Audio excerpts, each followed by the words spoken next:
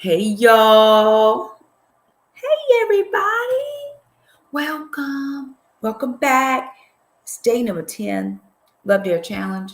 We out here in these streets. Got a little worship going on. Trying to get myself encouraged in the Lord. Why do I need to encourage myself in the Lord? I'm encouraged by the Lord, right? Um, I am gonna go through dare number 10, but I just want to chat tonight just a little bit.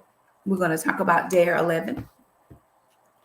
But I think one of the things that is important for me to ask you is, are you committed to what you're doing? Right? Are you committed to this 40 days? Forget the 40 days. Are you committed to your spouse? I mean, are you 100% committed? Good, bad, ugly, indifferent, all of it. I'm committed to this thing. That I stood before God and I took these vows and I said, you know what? Forever. Are we committed to that? Or is your spouse disposable? That becomes the question that only we can answer.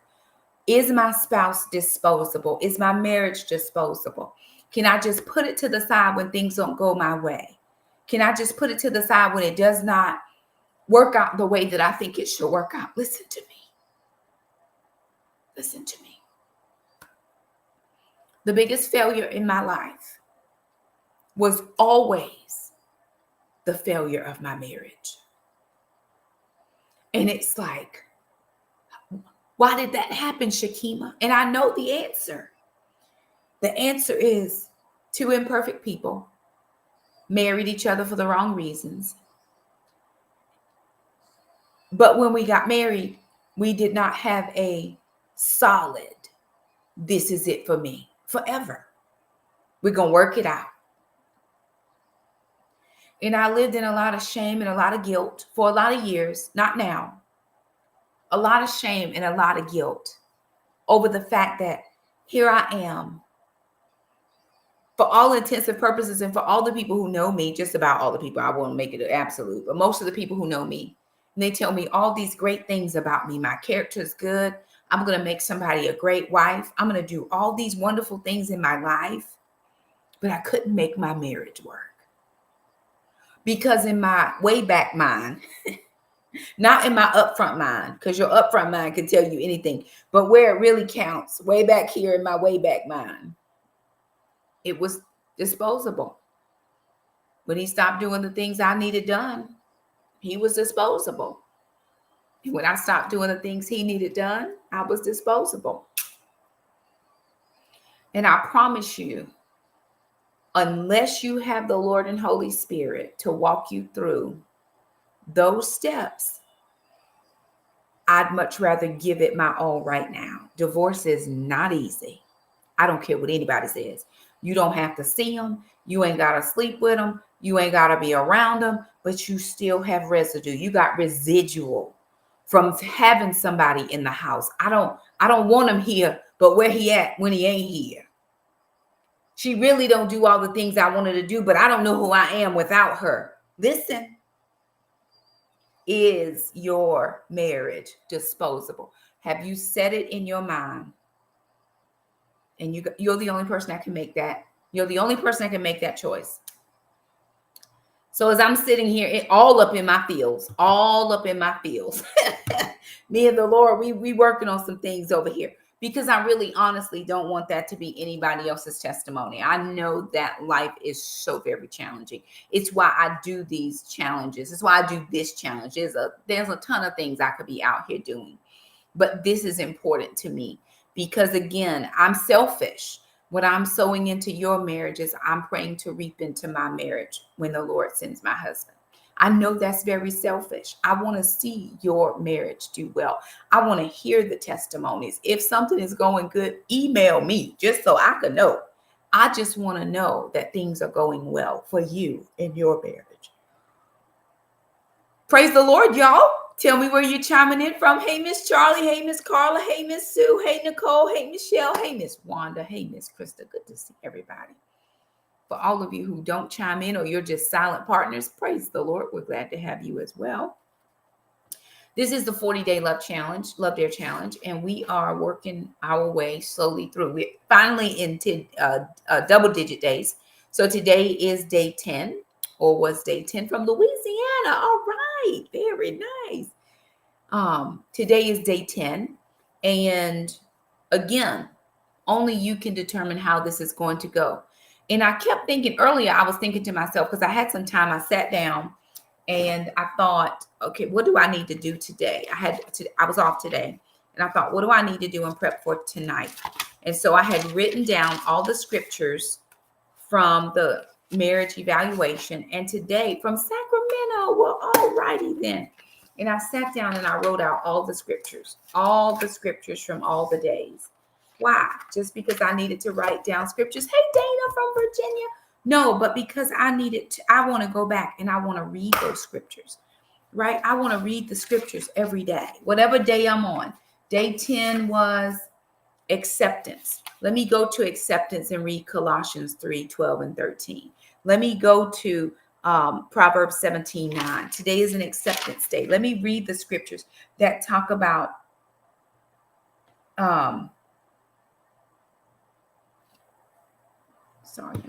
let me get the scriptures that talk about accepting my spouse for who they are, right? The one that talks about perfect love, the one that talks about encourage each other and build each other up.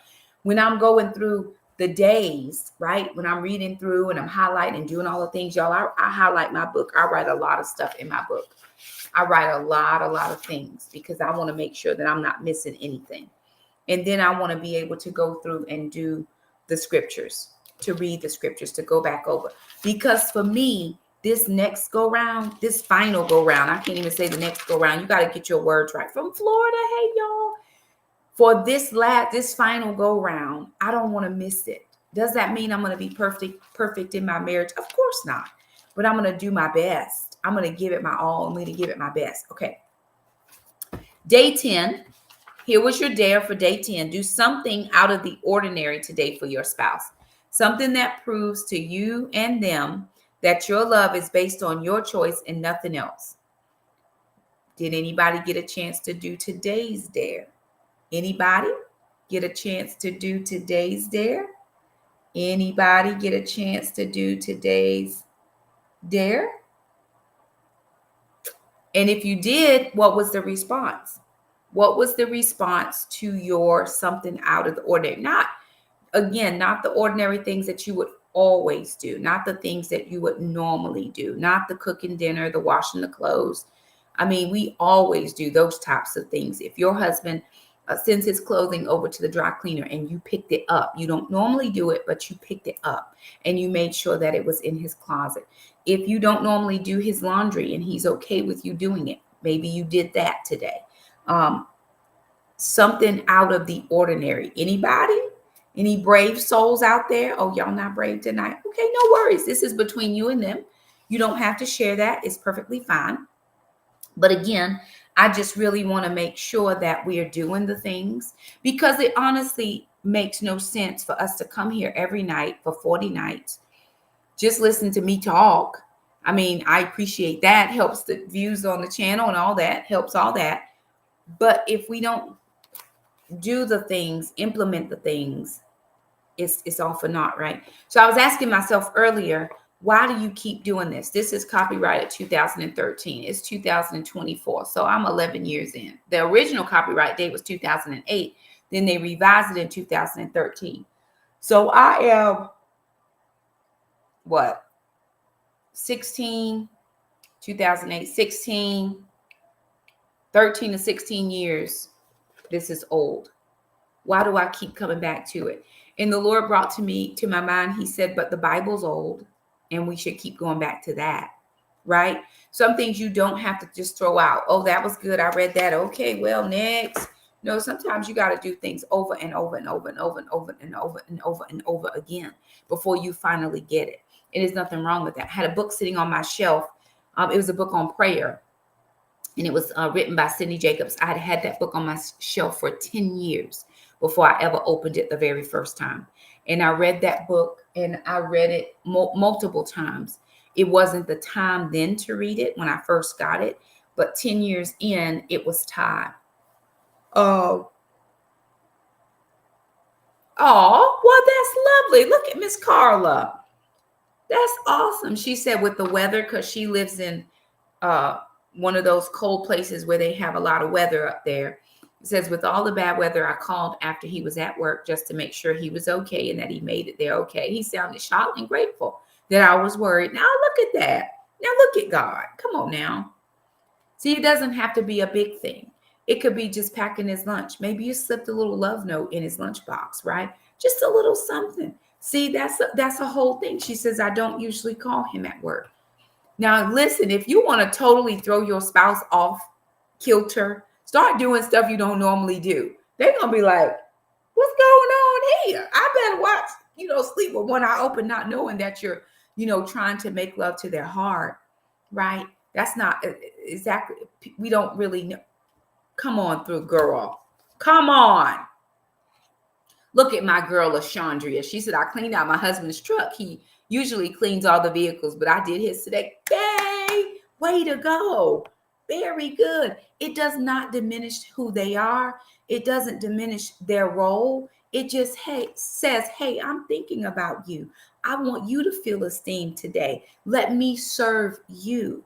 One of the things about marriage that we all have to understand is we need to outserve each other. Jesus said, I came to serve, not to be served. And if we're all in the likeness, created in the likeness and image of Jesus, should we not be serving those we love? Everything we do is service. A lot of people talk about Saturday suppers because I share that quite a bit on the channel. And they say, hey, you do that. That's so great. It's a service for me. It's a way to serve my family. It's a way to serve my community. It's a way to serve people that I know who need family and community. We love it. I love to cook. I love to entertain. I love to have people in my home, but I do it as a service, not like, oh God, I got to do this week. Oh God, it's not drudgery for me. My kids and I'm teaching them how to serve other people. We went to, every Christmas Eve, we go to my pastor's house. We've done it for 12, 13 years, I guess, almost as long as I've been divorced, because we actually started doing it when I was newly divorced. And there's about 5 families or so that get together, and we do a gift exchange with those families. And my son, who loves culinary arts, we had to take, we took salad fixings, I took some dessert stuffs, and we took garlic bread. Now, Jackson was going to make the garlic bread, but we ran out of time, so we just stopped and picked some up. So we cooked it when we got there, and he did it all. I didn't have to jump in the kitchen and do anything. Oh, hey, Miss Wanda. So you can find this on Amazon. It's called the Love Dare, or you can type into Google the Love Dare PDF, and you should be able to find it online, the full and complete book. That's where I found it on days that I've left my book at home and I needed to get some reading done when I wasn't at home. And so that's where you can find it. But Jackson did all the things, and I didn't have to do anything. And later, my pastor went up to him and he said, I appreciate how you jumped in here and served tonight, Jackson. You know what I'm saying? He didn't have to acknowledge him. He didn't have to say anything to him. But somebody else acknowledged that, sir. He's 14 years old. There were people there his age. He could have very well left the kitchen to the grown folk and went and did something else with the kids. But he said, no, I'm jumping in. It's what he knows. So we're teaching service. Again, when we serve our spouse, our children, if we still have children in the home, get to see service, and they serve. They don't get it confused with being a doormat and having to do everything, but they do see service, and they should see service one to another. That's what we should be showing our children. I served him, he serves me. Okay. Day 11 is Love Cherishes. Ephesians 5:28 says, and this is an affirmation day. So day 28 is an affirmation day. I wrote down all my affirmation scriptures in 2 translations. Husbands ought also to love their wives as their own bodies. That's Ephesians 5:2. Cherish means to protect or care for someone lovingly. to adore or to treasure. Do you adore your spouse? Do you treasure your spouse? Are they a gift of God to you? Are they a gift from God to you? Do you see them that way? My husband is a gift. He is an absolute gift to my life. He is an absolute addition, a treasure in whom I take so much pride and I care for so well. And he hasn't even gotten here yet. You understand what I'm saying to you? Okay, so I was thinking about this. Remember the story in the Bible where the man found a treasure in a field? And what did he do? He went and bought the field. He didn't just go get the treasure out of the field. He bought the field that the treasure was in because he valued the treasure so much. He just bought everything surrounding this treasure. Is your spouse, husband or wife, depending on who's watching, is your spouse a treasure to you? I know they get on your nerve. I know they don't always see eye to eye with each other. I know sometimes their decisions are not what you would have done, but are they still a treasure to you? I see so many people getting married later and later and later in life, and I wonder if their perception of marriage, their thought pattern around marriage is different, again, because we're not in struggle love. When I got married at 19, there was nothing but struggle. At 47, soon to be 48, in about 3 weeks. I think my birthday's in 3 weeks. I never celebrate, so I don't even know what it is. I mean, I know what it is. It's coming, but I don't have a birthday month. I don't have a birthday week. I just have a birthday day, and it's coming. But at soon to be 48 years old, I think the pressures of life are not on my shoulders anymore. So I don't have to, I have the ability to cherish my spouse at this point because I'm not trying to survive. I'm not trying to make it through. We're not trying to put food on the table. We're not trying to make sure the bills are paid. At the later stage of life, or it should be at the later stage of life, where I really can, when we say love and to cherish, do we know what that means? It says to protect or care for lovingly. In this chapter, in this particular section, he talked about the two scenarios, the car and the hand. He says you have an older man who has a car, a man who has an older car. When they do the evaluation on the car, it's going to cost him a lot of money to repair it. And he said it was just cheaper for him, in his mind, to go buy a new car. We would throw away the old car. We'll go buy a new car. He says in another scenario, an engineer accidentally crushes his hand in a machine. After they do all the tests, he decides that it's worth it to do surgery on the hand and slowly nurse the hand back to health so that he still has activity of the hand, right? He didn't just throw it away. Which one is your marriage? Is it the old car that you like, listen, I need a new one of these every 5 years. I need a new one of these every 3 months. Because in some places, divorce is very easy to get. Here in North Carolina, it is not so. It's not so. You have to be separated for 1 year before you can even file for divorce. And in that 1 year, that is for the sole purpose of reconciliation. Hey, everybody. I'm glad that you all are here. The sole purpose in North Carolina for that 1 year of being separated is for reconciliation, to try to work it out. Because sometimes in the heat of the moment, we make decisions, and those rash decisions lead to choices that we may regret later. So let me give you time to think about it. But in other places, you can go immediately and get everything squared away real quick. We don't have to wait. We don't have to do nothing. I am done with this. So think about that. He says the problem within our culture, I'm on page 51 if anybody is following along. The problem within our culture is that marriage is more often treated like the first scenario. It's discardable. I can get another one of these, right? Can't you? Remember what I told the story. You may not have heard it. Some of you are just following me for the first time or just recently. When I got divorced, I knew in my head of heads, right here in my front mind, not in my way back mind, but right up here. I knew I was going to be married by the next year. I knew I was going to find a man and I was going to be married by the next year. It has since been 14 years. And I think I lied the other night. I said I've only dated one person, but I have been on a date You see how 1, 2, twice. Not a lot of times in 14 years, right? And I don't even count some of these people because they were just jokers. Y'all, listen, it's foolishness out here. Can I tell y'all a real story? I'm gonna tell y'all a real story. Now, don't charge me this because I did not come up with this individual. Somebody introduced me to this individual. And when I'm coming back to Cherished, but I gotta tell y'all, it's not easy out here in these streets, okay? So somebody introduced me to an individual. They shared my number. They said, hey, I know somebody that you really would like. Give her a call.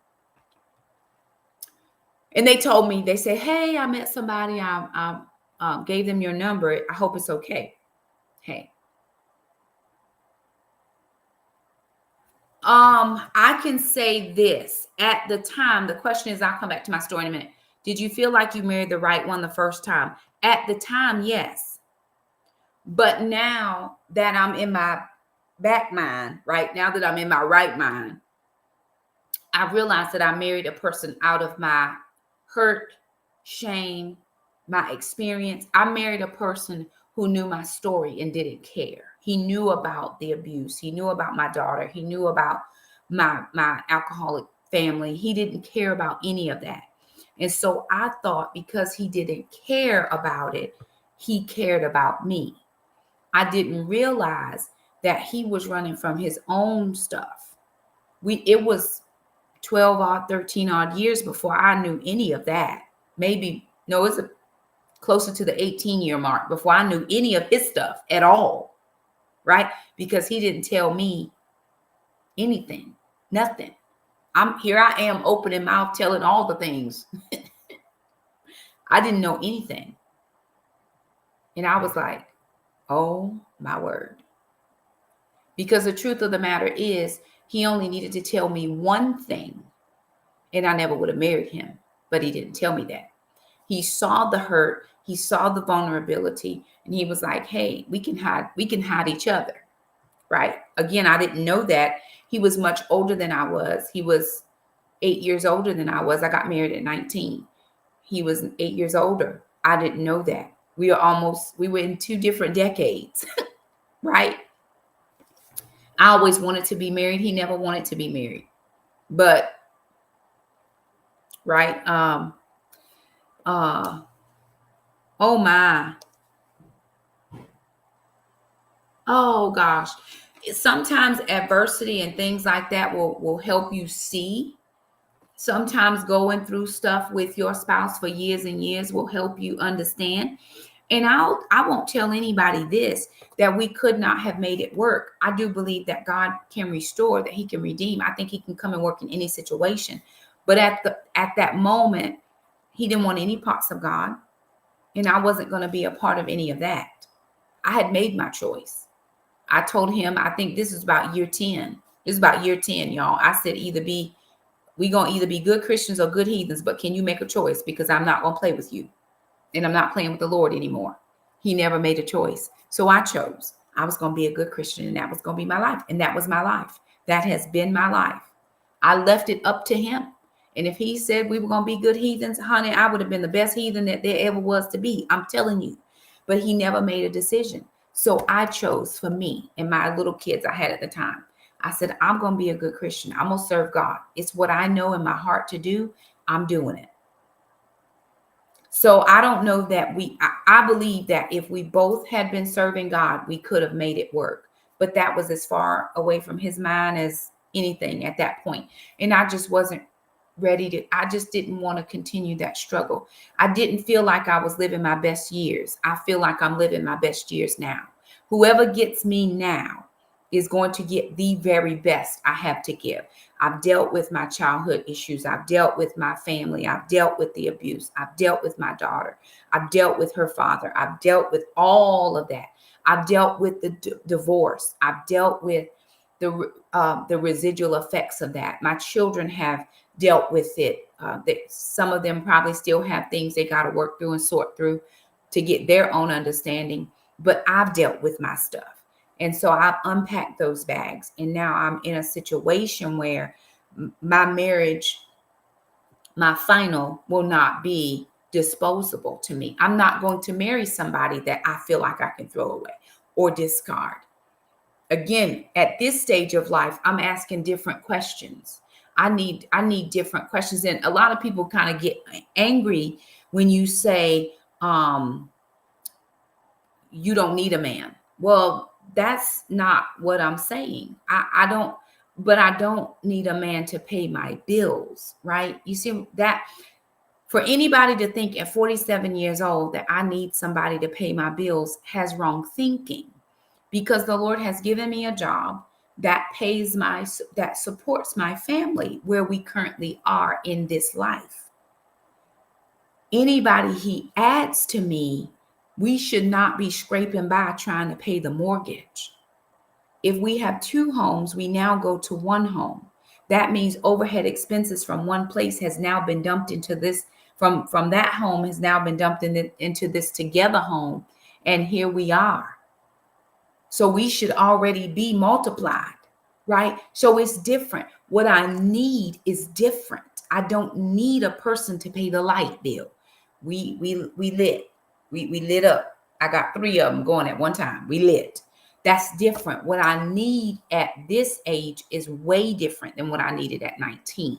So people hear that and they get all up in their feelings. Well, I would hope that a man doesn't need me to come clean his house or need me to cook his meals. Aren't you cooking yourself? I mean, you're eating some kind of way. You don't look poorly. Okay. Miss Carla said, absolutely, Miss Sherry or Cherie. I don't know if I'm saying it right, but now we're ready for someone who is a partnership. I was going to read the word bond because he talks about bond in here, but it says, my first husband gave me a choice, my God or him. It was the quickest but hardest choice I ever had to make. And here's the truth, because I had to make that decision as well. It was out of pure love that I let my husband leave. He walked out on us. That was his choice. I could not wrap my arms around his leg and make him stay. I felt like it was the greater love that I had for him to let him go and be free with himself. Do whatever you need to do, because clearly we are holding you down. And I would not do that to any person. I don't care who they are. I'm not holding you here if this is not where you want to be. But if this is where you choose, then what are we going to do to keep this thing together? He said, when your relationship experiences difficulty, are you urged to dump your spouse for a newer model? But those who have this view do not understand the significant bond between a husband and wife. A bond is a relationship between people based on shared feelings, interests, or experiences. Similar words to bond are friendship, relationship, fellowship, partnership. I'm in this thing to partner with you. There is no way in the world I would say to a man that, oh, now that you're here, I'm going to stop working so you can foot all the bills. If my husband doesn't want me to work, then I would ask him, if he has debt, I'm debt free.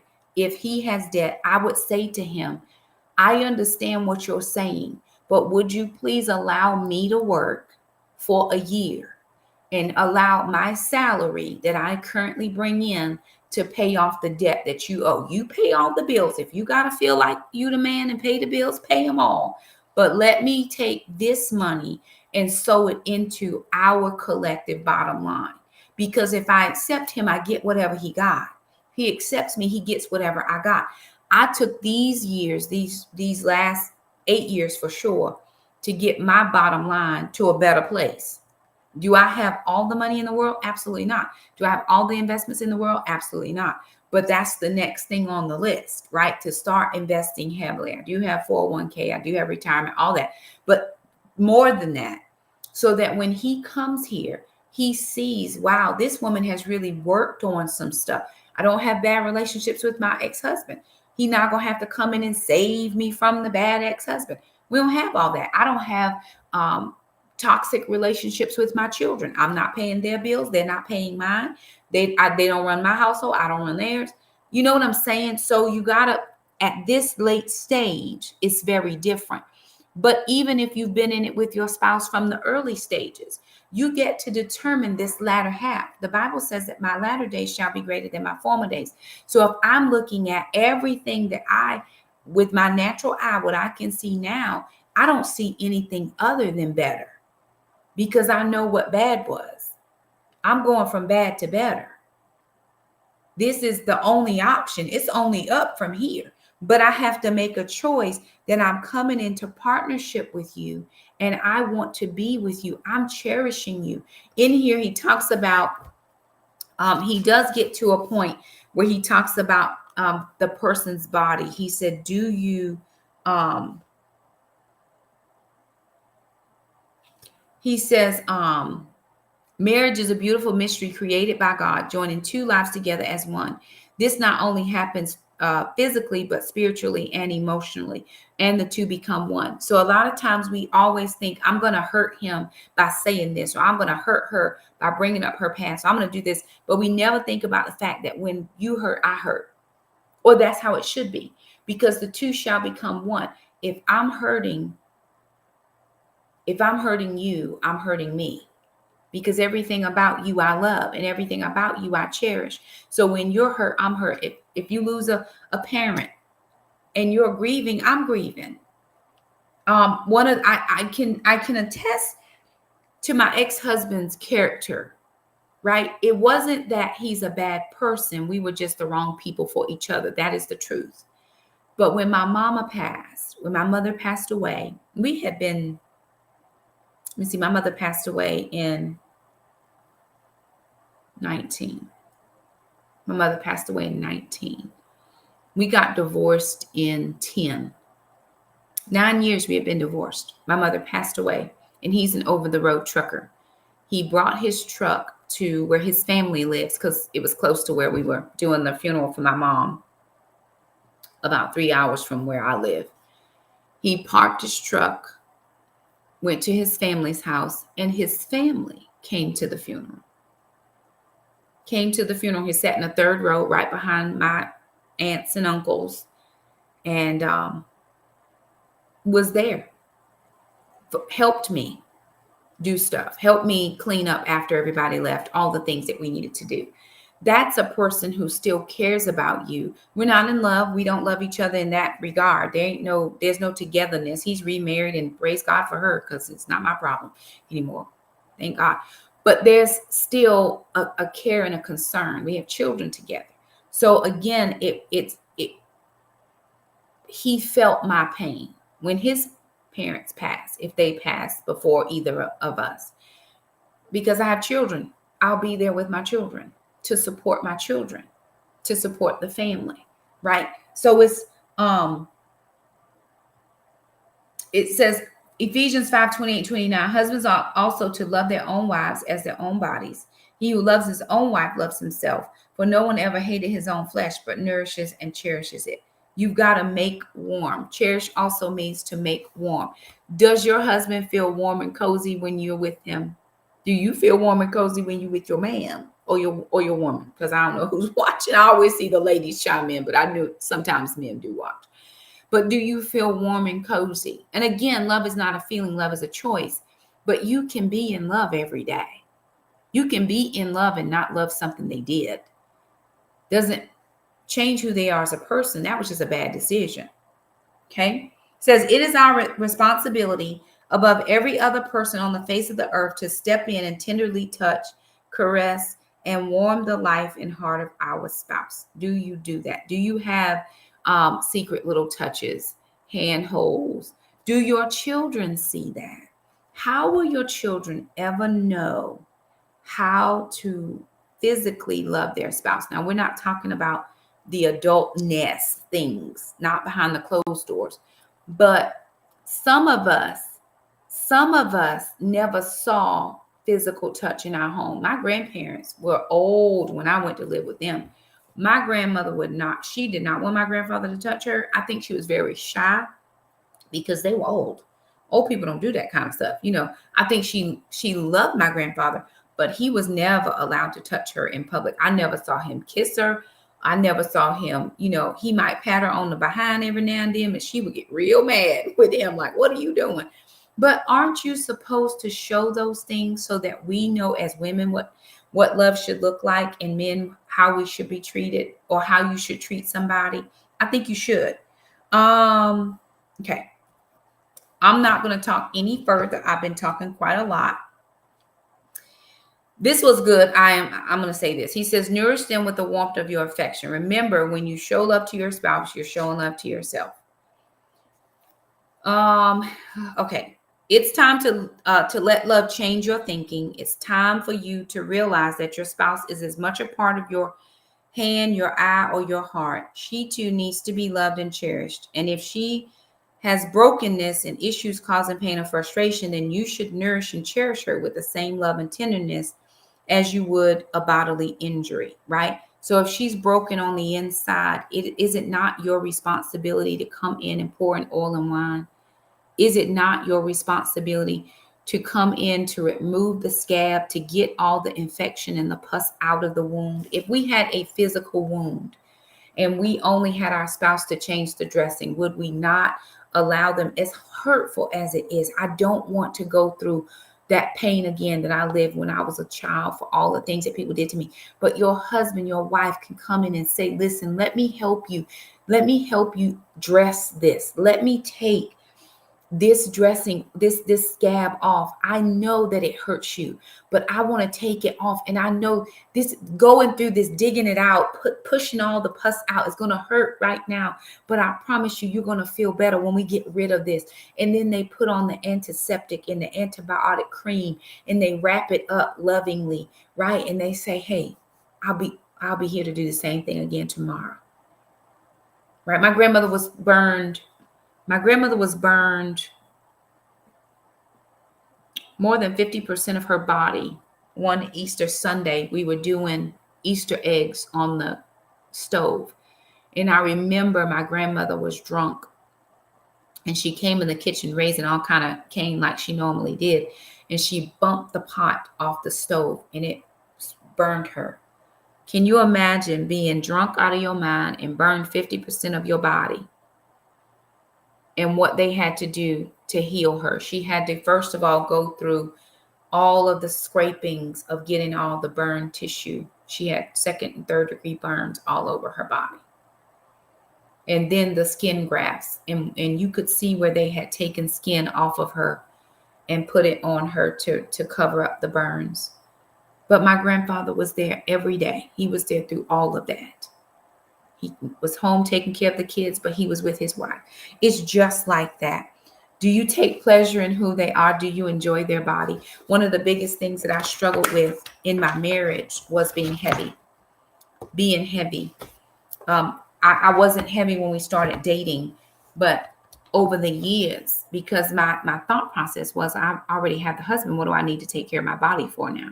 Or I was still dealing with a lot of that trauma. So if I was fat, nobody would want to hurt me. That was things I would tell myself, self-talk. And it was like, I didn't realize that there were things about my body he didn't love, because I was twice the size of when we first started dating, right?